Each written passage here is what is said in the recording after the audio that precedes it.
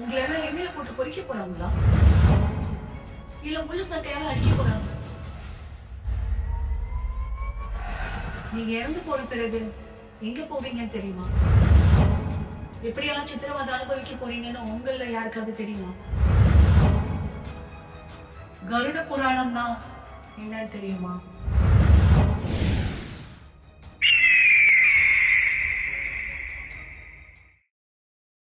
அனைவருக்கும் வணக்கம். நான் உங்களுடன் தமிழச்சி. நம்ம வாழ்க்கையில நம்மளுக்கு வேண்டியவங்க இறந்து போயிட்டாங்கன்னா நம்மள ரொம்பவே பாதிக்கும். நேத்து வரைக்கும் நம்ம கூட இருந்தவங்க இன்னைக்கு நம்ம கூட இல்ல. அப்ப இறந்து எங்க போறாங்க, என்ன பண்றாங்கன்னு நம்ம ஒரு வாட்டியாவது யோசிச்சிருப்போம் இல்லையா? நீங்க யாராச்சும் அந்த மாதிரி யோசிச்சிருந்தா கண்டிப்பா எஸ்ன்னு கமெண்ட் பண்ணுங்க. ஓகே, இறந்து போனவங்க என்ன பண்றாங்க, எங்க போறாங்க அப்படிங்கிறது இன்னும் நம்மள நிறைய பேருக்கு கொஸ்டின் மார்க்கா தான் இருக்கு. நம்ம இந்த வீடியோல ஒரு மனுஷன் கடைசி மூச்சை விட்டதுல இருந்து மறுஜென்மம் எடுத்து மூச்சு தொடங்குற வரைக்கும் அவன் கண்ணால என்னெல்லாம் பார்த்திருப்பான், என்னெல்லாம் அனுபவிச்சிருப்பான்னு பார்த்து தெரிஞ்சுக்கலாமாங்க.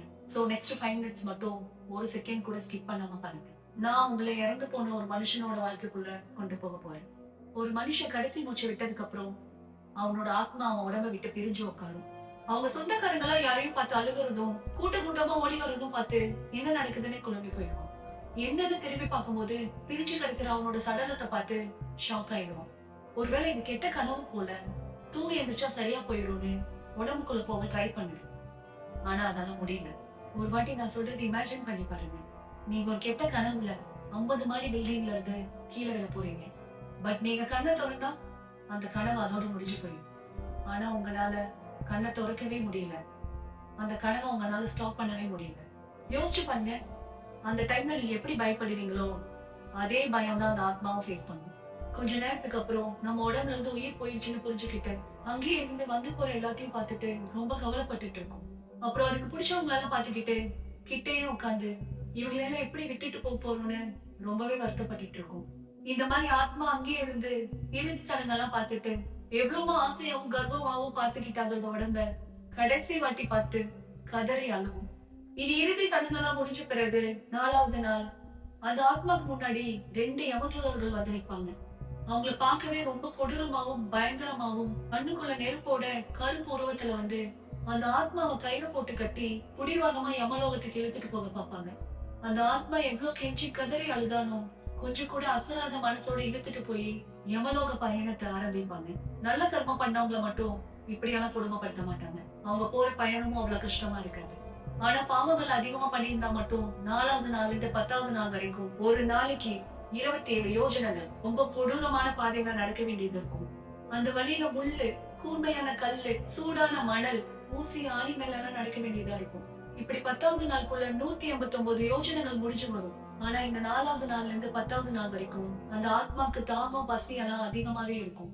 அதனாலதான் கருட புராணத்துல முடிஞ்ச தினமும் இல்லன்னா 2 நாளைக்கு ஒரு வாட்டியாச்சும் இறந்து போனவங்க சமாதிக்கிட்ட இல்லைன்னா அவங்க வீட்டுல பிண்ட வைக்கணும்னு எழுதி இருக்கும்.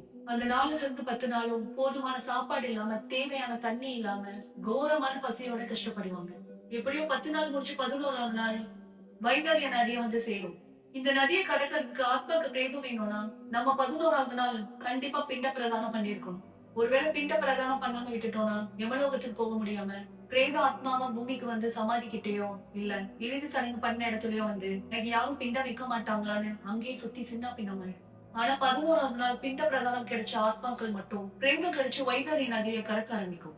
அந்த நதி எப்படி இருக்கும் தெரியுமா? ரத்தம், சதை, எலும்பு, குடல்னு ரொம்ப கொடூரமா இருக்கும். நல்ல கர்மா பண்ணவங்களுக்கு அந்த நதியை கடக்க அவ்வளவு கஷ்டமா இருக்காது. பட் கெட்ட கர்மா பண்ண ஆத்மாக்கு மட்டும் நரக வேதனையா இருக்கும்.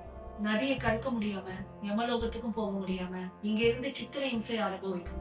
இந்த வைகர்ணிய நதியை தாண்டின அந்த ஆத்மாவை அதே நாள் யமலோகத்துக்கு கொண்டு வந்து சித்தர்குப்தர் முன்னாடி ஆஜர்படுத்துவாங்க. சித்தர்குப்தர் அந்த ஆத்மா பண்ண பாவ புண்ணியங்களை பிரிச்சு யமனுக்கு விவரிப்பாரு. அதை வச்சுதான் யமன் அந்த ஆத்மாவை சொர்க்கத்துக்கு அனுப்பணுமா நரகத்துக்கு அனுப்பணுமான்னு முடிவு பண்ணுவாரு. ஒருவேளை சொர்க்கத்துக்கு போறதா இருந்தா தேவதூதர்கள் வந்து அந்த ஆத்மாவை கூட்டிட்டு போவாங்க.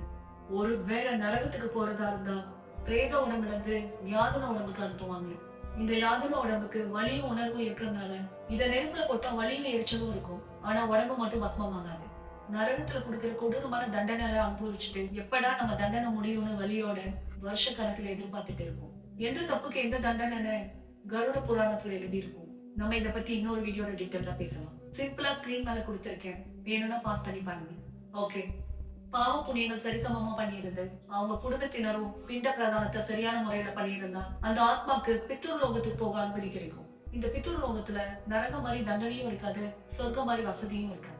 ஆனா இங்க நிம்மதியா ஒரே இடத்துல இருந்துட்டு எப்படா அந்த ஆத்மாக்கு மறுஜென்மம் கிடைக்கும்னு எதிர்பார்த்துட்டு இருக்கும். அந்த ஆத்மாவோட குடும்பத்தினர் மாசம் மாசம் கொடுக்கிற பிண்டமும் தர்ப்பணமும் தான் அவங்களுக்கு ஆகாரமா கிடைக்கும். ஒருவேளை பூமியில பிண்ட பிரதானம் பண்ணலன்னா இந்த உலகத்துல அந்த ஆத்மாக்கு சாந்தி கிடைக்காது. இப்படிதான் அந்த ஆத்மா பண்ண பாவம் புண்ணியங்களை பொறுத்தும் குடும்பத்தினர் திரி கொடுக்கறத பொறுத்தும் சொர்க்க நரக பித்தள லோகத்துல காலத்தை முடிச்சு திருப்பி பூமியில மறுஜென்மம் எடுக்க அந்த ஆத்மா தயாராயிடும். ஆனா இவங்க இந்த லோகத்துலால எவ்வளவு நாள் இருப்பாங்கன்றது கம்ப்ளீட்டா அவங்க பண்ண பாவம் புண்ணியங்களை பொறுத்துதான் இருக்கும். அது சில மாதங்களா, வருடங்களா, இல்ல யுகங்களான்னு தெரியல. ஒருவேளை அந்த ஆத்மா மறுஜென்மம் எடுக்கணும்னா கண்டிப்பா அந்த குடும்பத்தினர் 12 மாசத்துக்கு அப்புறம் சரியான திதி கொடுத்துருக்கணும்.